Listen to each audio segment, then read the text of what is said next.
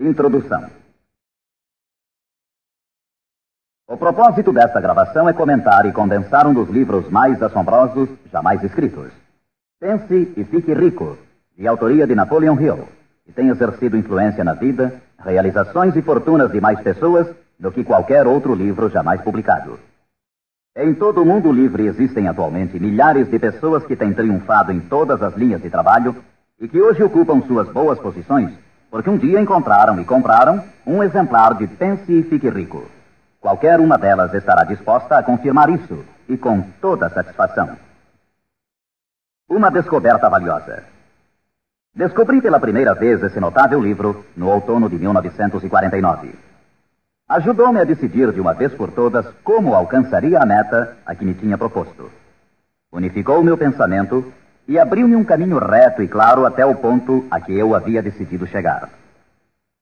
Um de meus melhores amigos, que encontrou o livro há anos, ficou tão fascinado pelo seu conteúdo que permaneceu em casa durante 3 dias, lendo e meditando acerca das ideias ali expostas. Depois, aplicou seus princípios e agora ocupa a posição mais alta dentro da indústria em que trabalha.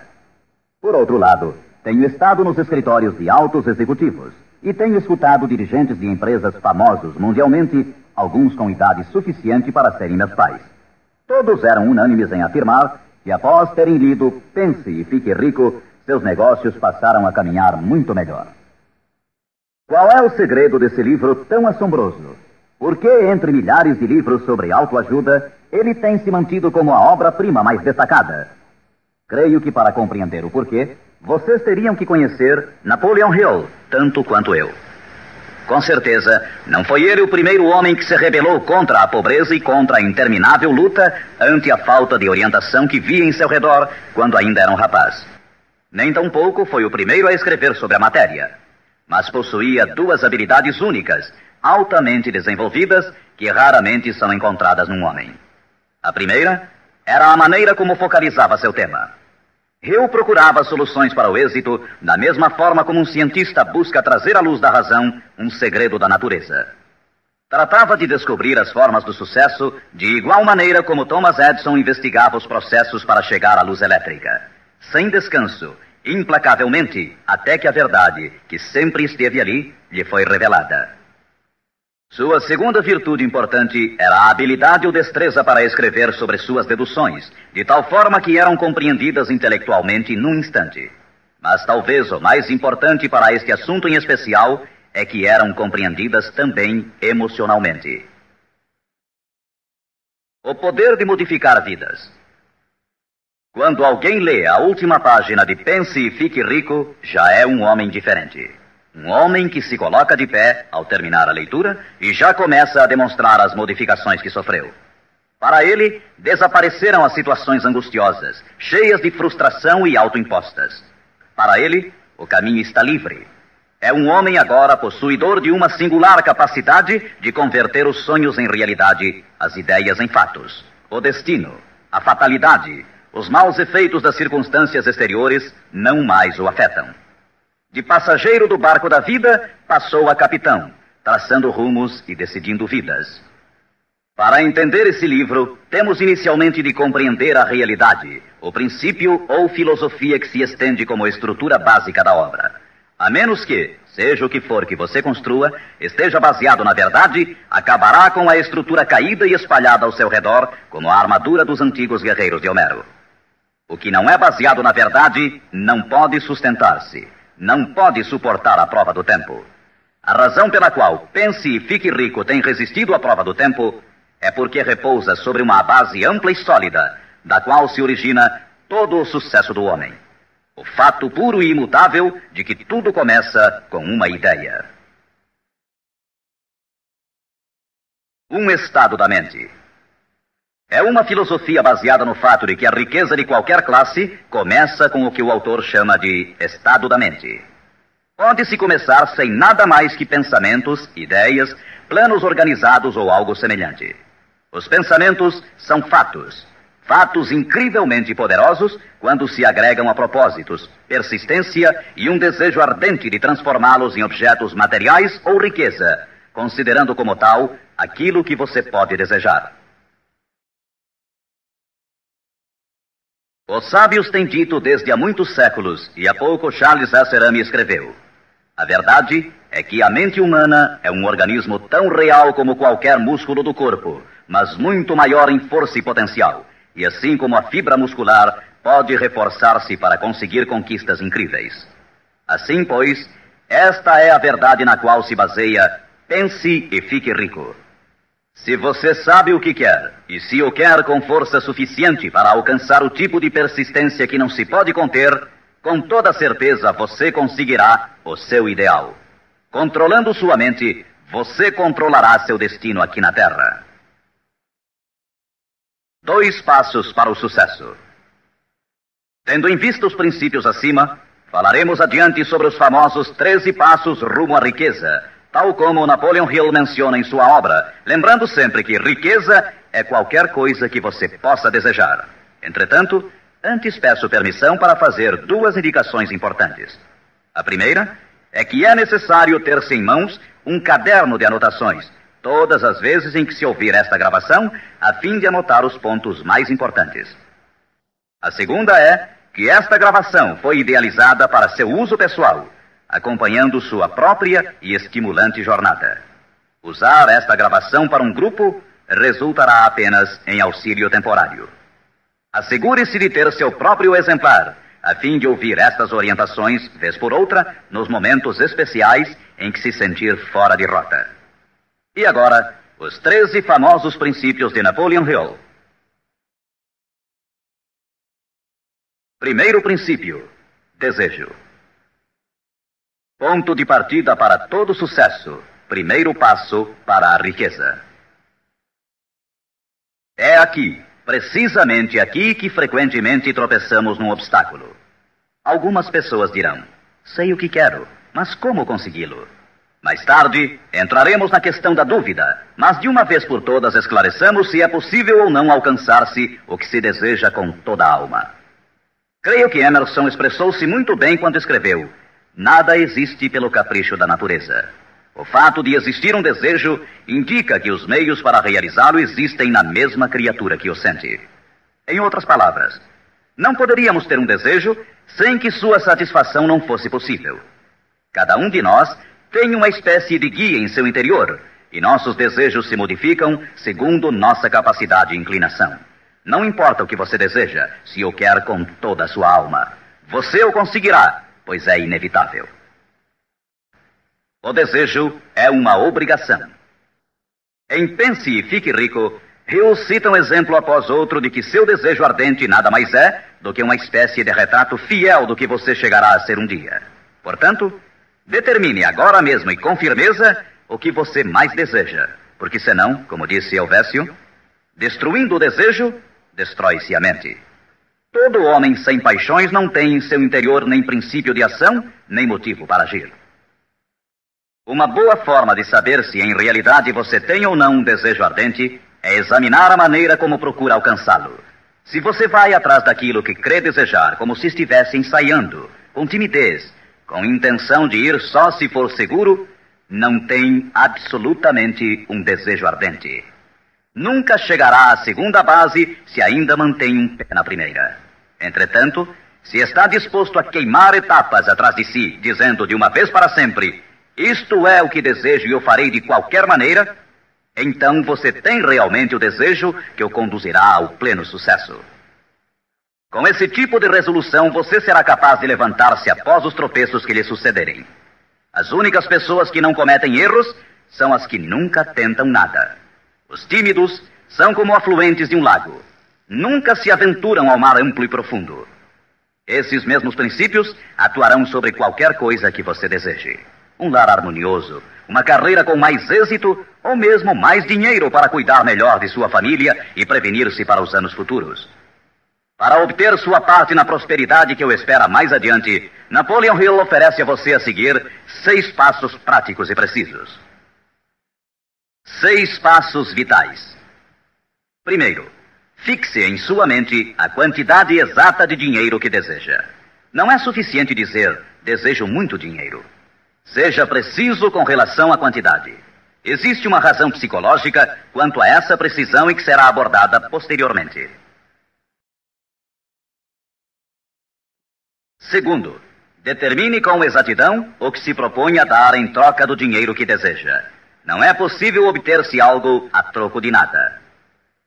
Terceiro, estabeleça a data concreta em que terá todo o dinheiro que deseja.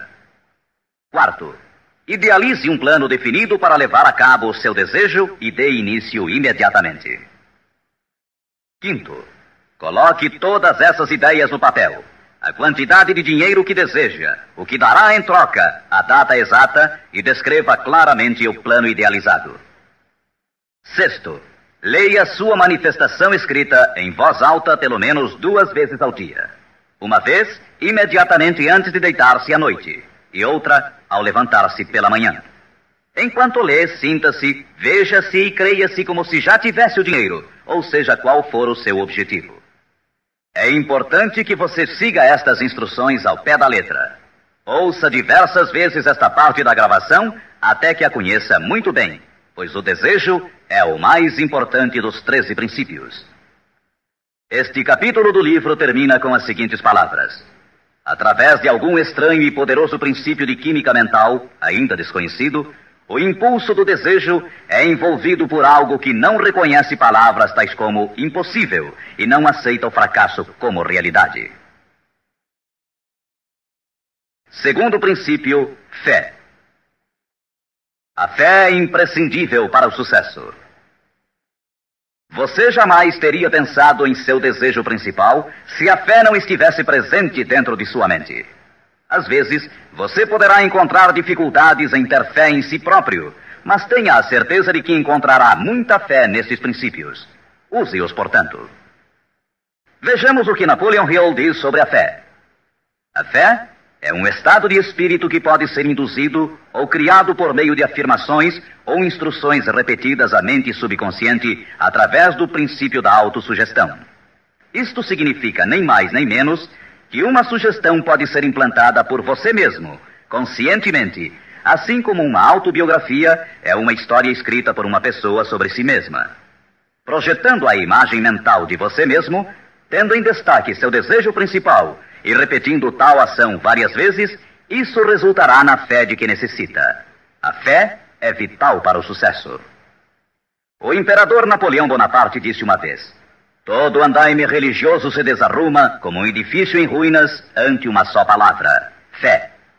Por sua vez, Goethe afirmava: as épocas de fé são épocas frutíferas. As épocas de incredulidade, ainda que esplendorosas, são estéreis de todo o bem permanente. E como disse Schlegel, na vida real, toda grande empresa começa e dá seu primeiro passo com a fé. Portanto, tenha fé de que pode alcançar aquilo que busca, porque jamais você poderia ter se decidido se não pudesse alcançá-lo. Autoconfiança. Em seu capítulo sobre a fé, Hill oferece uma fórmula para a autoconfiança: repetir-se a si mesmo constantemente. Primeiro, sei que tenho a capacidade de alcançar o objetivo de meu propósito definido na vida. Portanto, exijo persistência de mim mesmo, ação contínua para a execução. E aqui e agora prometo executar esta ação. Segundo, percebo que os pensamentos dominantes em minha mente reproduzir-se-ão com o tempo em ação externa, física, e que de maneira gradual transformar-se-ão em realidade física. Portanto, concentrarei meus pensamentos durante 30 minutos diários na tarefa de criar a imagem do que pretendo ser, criando assim em minha mente um retrato mental claro de minha pessoa e em decorrência de meu objetivo.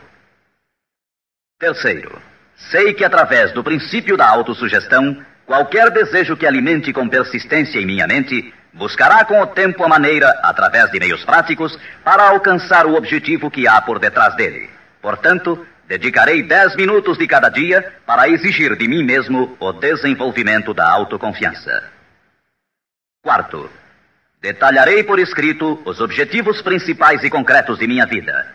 E nunca deixarei de tentar alcançá-los até que tenha desenvolvido a autoconfiança suficiente para isso. Quinto, sei que nenhuma riqueza ou posição pode durar muito, a menos que seja erguida sobre a verdade e a justiça. Por conseguinte, não participarei de qualquer atividade que não beneficie a todos os que dela participem. Terei sucesso em conseguir a cooperação de outras pessoas, bem como em atrair o pessoal desejado. Induzirei outros a servir-me através da minha boa disposição em servir aos demais. Eliminarei o ódio, a inveja, os ciúmes e o egoísmo, oferecendo amor a toda a humanidade, pois sei que uma atitude negativa nunca me trará o sucesso. Farei com que os demais creiam em mim, pois creio neles e em mim mesmo. Terceiro princípio: autossugestão. Mediante a sugestão repetida, a mente subconsciente pode trabalhar para nós. Já fizemos referências a isso. A autossugestão é a faculdade de ser capaz de concentrar na mente o nosso ardente desejo, até que o nosso subconsciente o aceite como uma realidade e comece a imaginar os meios para realizá-lo. É daqui que provém os impulsos, as súbitas centelhas de inspiração e orientação. Agora resumiremos as instruções dadas no segundo princípio, fé, em relação aos 6 passos, autoconfiança, e as combinaremos com os princípios sobre a autossugestão, constantes no livro Pense e Fique Rico. Primeiro, vá a um lugar tranquilo, talvez na cama à noite, feche os olhos e repita em voz alta, para que possa escutar suas próprias palavras, a manifestação escrita da quantidade de dinheiro que se propõe a acumular, ou uma reafirmação cuidadosa do que possa ser sua meta, bem como o tempo limite para alcançá-la, além da descrição do serviço ou mercadoria que se dispõe a dar em troca do que vai receber. À medida que põe em prática estas instruções, imagine-se já possuidor de sua meta. Suponhamos, por exemplo, que você se propõe a economizar em cruzeiros o equivalente a $50 mil até o dia 1º de janeiro daqui a 5 anos, que se determina a prestar serviços pessoais em troca de dinheiro como vendedor. A manifestação escrita de seus propósitos deve ser a seguinte. Escreva: para o dia 1º de janeiro de 1900 e aconteça o que acontecer, terei em meu poder a quantia de cruzeiros que economizarei em quantidades diversas durante aquele período. Em troca desse dinheiro, prestarei o melhor serviço possível, rendendo o máximo como vendedor de...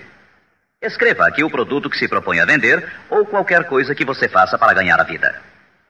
Tenho certeza de que, à época aprazada, terei esse dinheiro em meu poder. Minha fé é tão grande que já posso ver esse dinheiro diante de meus olhos. Posso tocá-lo com minhas mãos, pois está à espera de passar para meu poder tão logo eu preste o serviço que proponho a desempenhar em troca dele.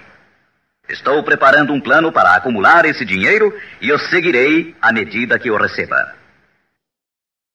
Segundo, repita isto pela manhã e à noite, até que possa ver claramente em sua imaginação o dinheiro que se dispôs a acumular.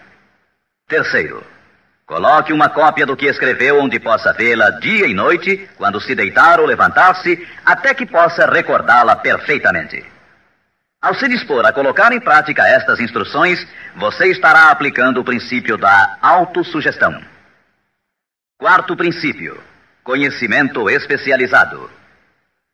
O integral conhecimento dos detalhes de seu trabalho ou produto é indispensável para alcançar o sucesso.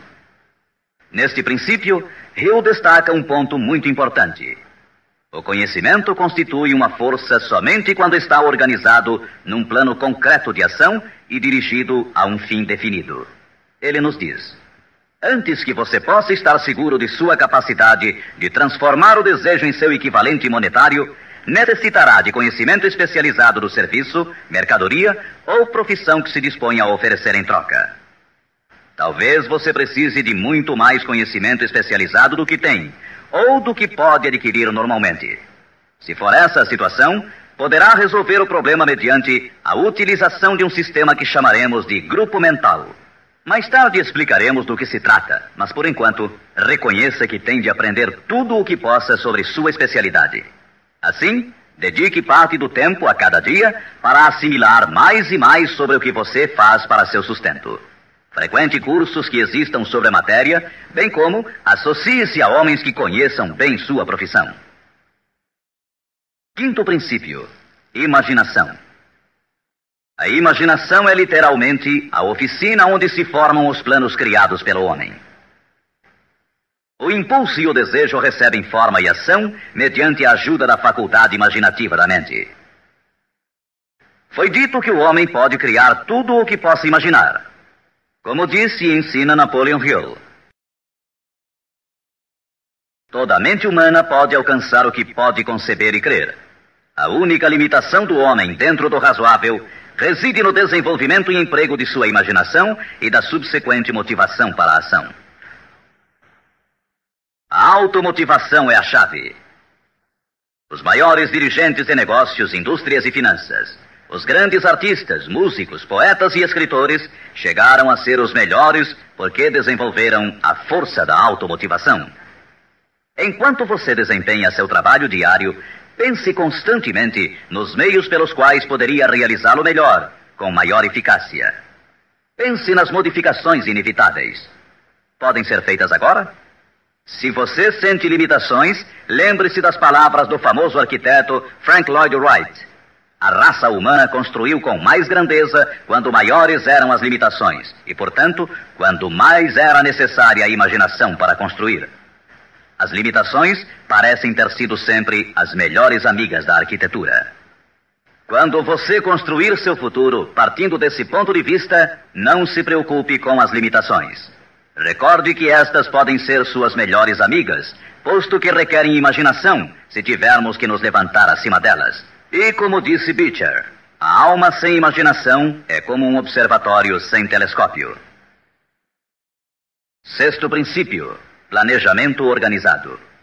Para obtermos sucesso em um empreendimento que decida nossa vida, devemos ter planos perfeitos.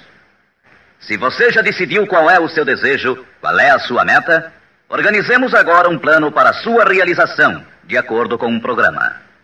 Citarei novamente: pense e fique rico. Você já sabe que tudo o que o homem cria ou adquire começa sob a forma de desejo.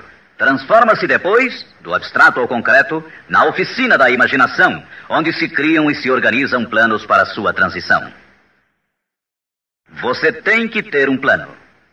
Anteriormente, foram-lhe dadas instruções para adotar 6 passos práticos e definidos como seu primeiro movimento para traduzir o desejo que você possa ter em seu equivalente físico. Um daqueles passos era a formulação de um plano prático, concreto, através do qual aquela transformação pudesse ser efetuada. Primeiro, alie-se com uma ou mais pessoas, tantas quantas necessitar, para criar e pôr em prática seu plano ou planos para o acúmulo de dinheiro que marcou como sua meta, fazendo uso do princípio da reunião de inteligências. É o grupo mental, e isso é muito importante. Segundo, antes de formar seu grupo mental, decida quais as vantagens e benefícios que pode oferecer individualmente aos membros do grupo que a formam em troca de sua cooperação. Ninguém trabalhará de forma indefinida sem alguma forma de compensação, ainda que esta não seja em dinheiro. Terceiro, reúna-se com os membros de seu grupo 2 vezes por semana, pelo menos, e com maior frequência, se possível, até que tenham aperfeiçoado o plano ou planos para a consecução de sua meta. Quarto, mantenha uma harmonia perfeita entre você e cada membro de seu grupo mental. Tenha em vista 2 fatos.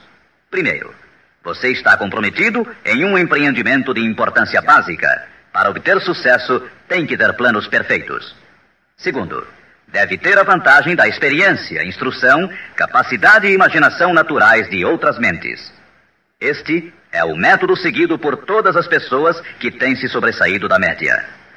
Dedique-se a isto até que tenha um plano formal bem organizado para alcançar seu objetivo. Desta forma, você nunca estará confuso ou pensando no que deve fazer em seguida.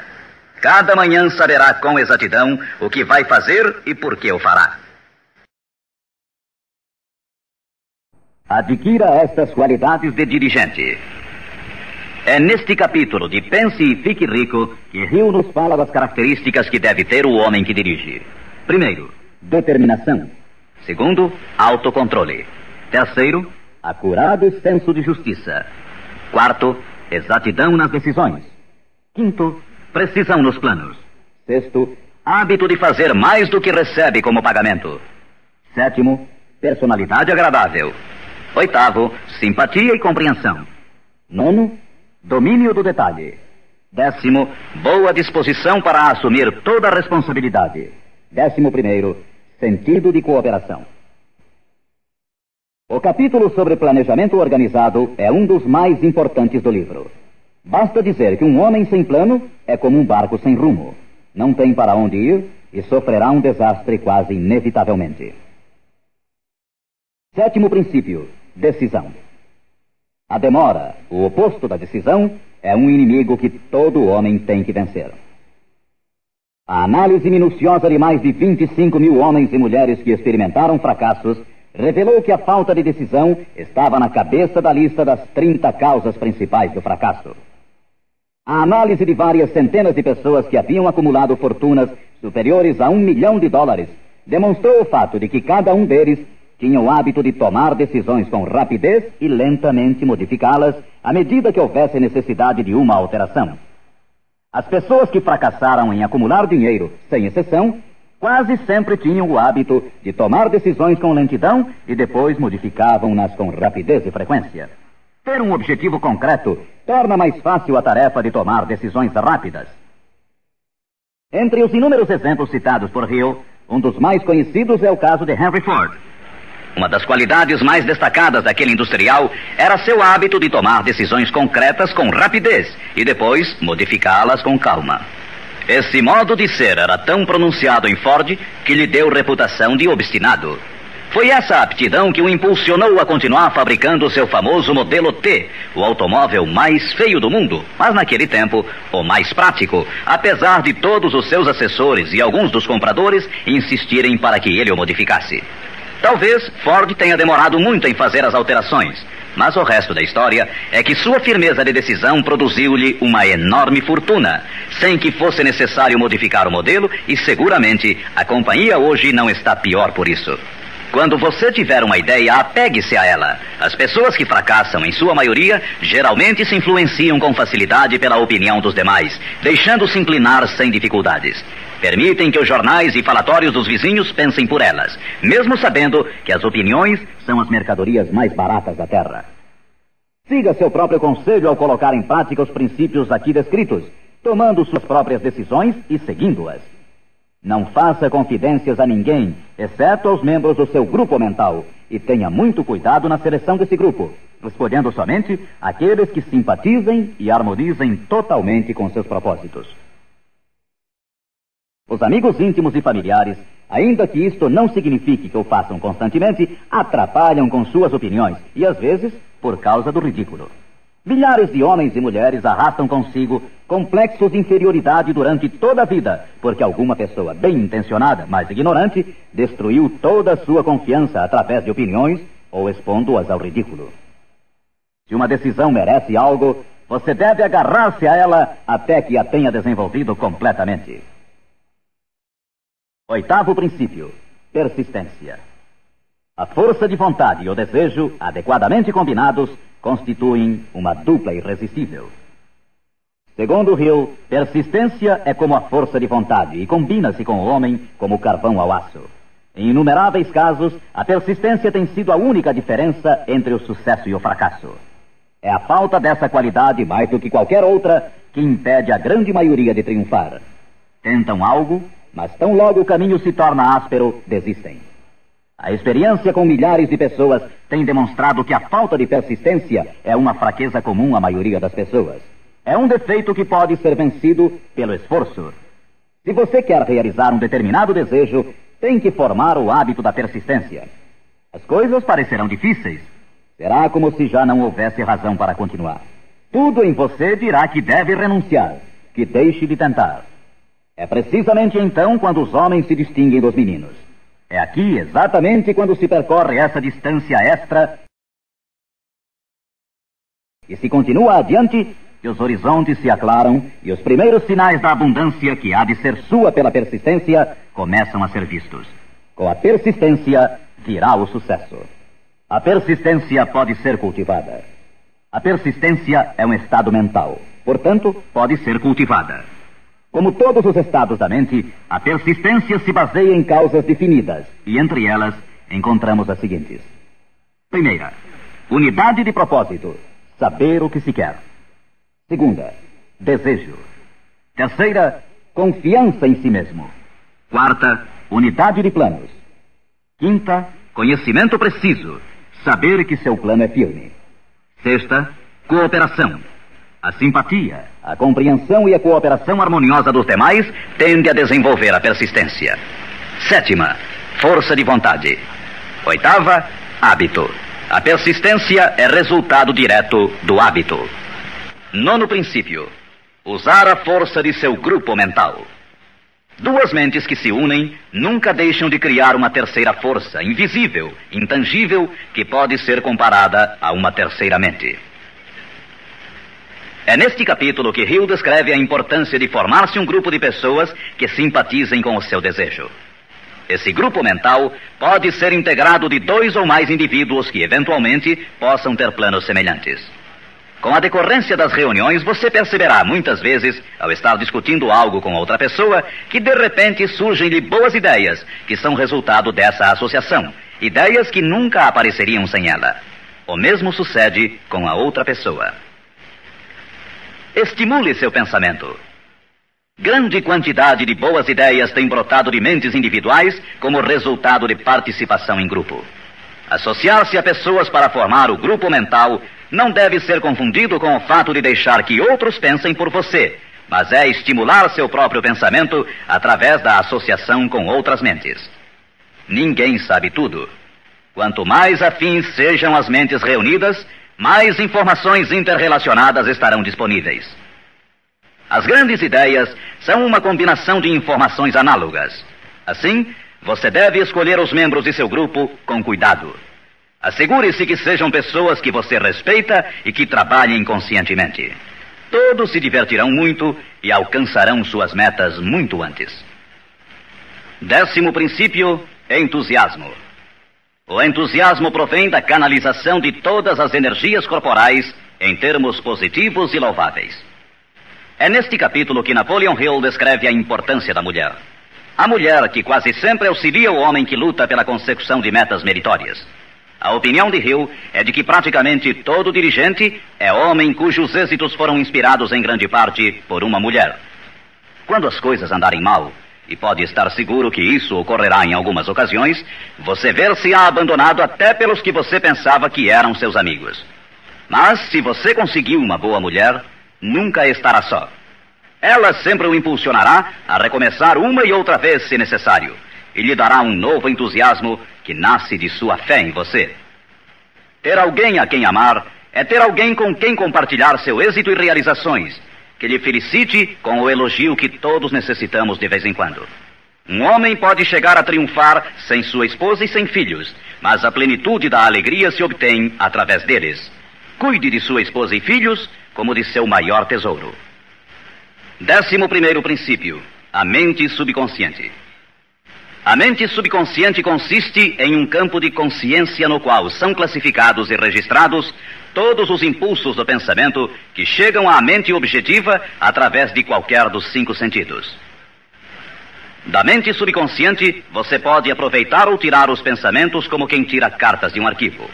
Ela recebe e arquiva impressões sensoriais ou pensamentos independentemente de sua natureza. Você pode semear à vontade em sua mente subconsciente qualquer plano, ideia ou propósito que deseje traduzir em seu equivalente físico ou monetário. O subconsciente atua primeiro sobre os desejos dominantes que se mesclaram, como as emoções, como a fé. Sua mente subconsciente trabalha dia e noite. Mediante um procedimento ainda desconhecido para o homem, a mente subconsciente toma da inteligência infinita poder para transformar de maneira espontânea o desejo próprio no seu equivalente físico, usando sempre os meios mais práticos mediante os quais pode alcançar seu fim. Não é possível controlar completamente a mente subconsciente, mas pode-se entregar a ela qualquer plano, desejo ou propósito para que seja transformado em algo concreto. Ninguém sabe muito sobre o que chamamos a mente subconsciente ou mesmo de subconsciente. Sabemos que é incalculavelmente poderosa e que pode solucionar nossos problemas se corretamente empregada. A melhor forma é manter na mente consciente tão frequentemente quanto possível uma imagem clara de si mesmo, como se já tivesse alcançado a meta desejada. Defina-a com clareza e projete-a na tela de sua mente. Retenha-a. Veja-se fazendo e tendo as coisas que obterá depois de alcançado seu objetivo. Imagine isso tão a miúde quanto possível enquanto prossegue com seu trabalho diário, especialmente no momento de dormir e no instante de acordar. Assim, seu subconsciente começará a conduzi-lo pelos caminhos mais lógicos para o objetivo que imaginou. Não lute contra ele. Siga seus lampejos repentinos, as ideias que venham à sua mente. Esteja seguro que é seu subconsciente tentando chegar à sua mente consciente.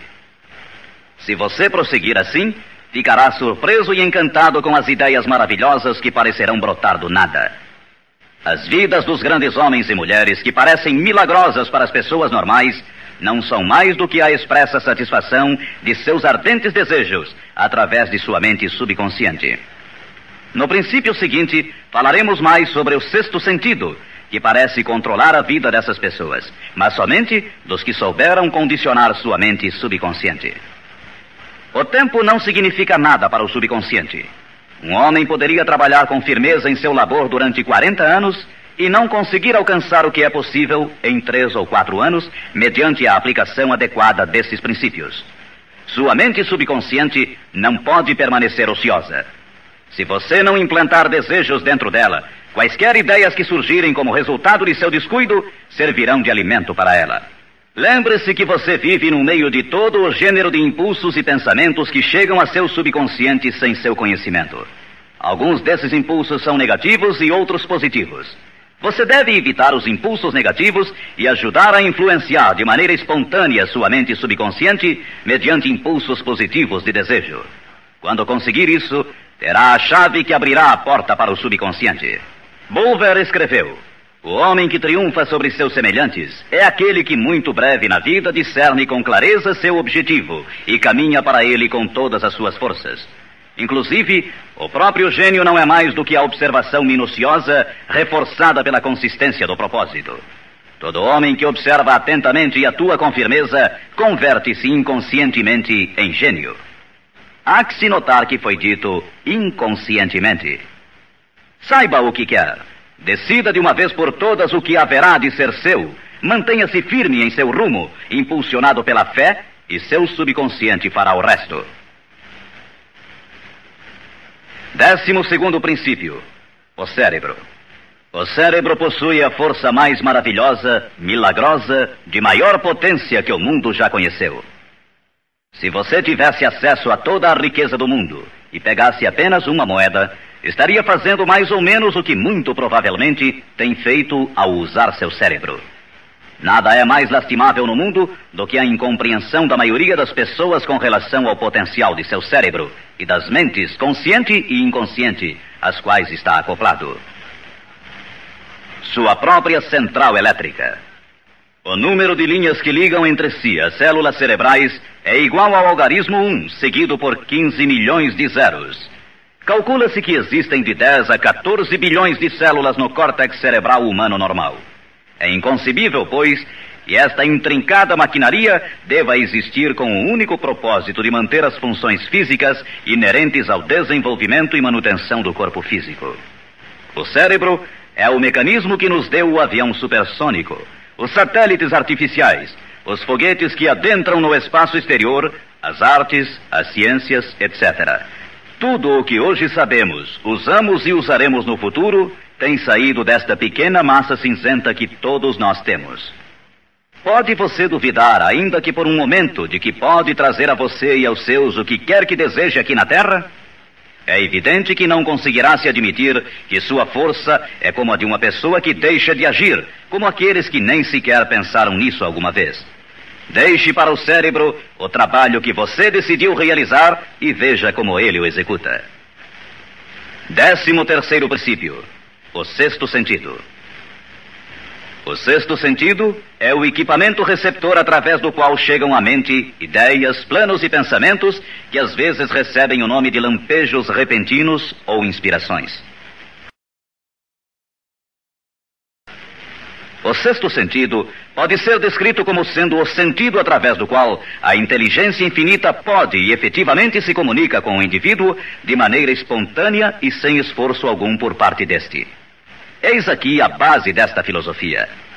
só pode ser assimilada, compreendida e aplicada depois de dominados os primeiros 12 princípios. O sexto sentido é aquela parte da mente subconsciente que nos referimos como imaginação criadora e desafia qualquer descrição.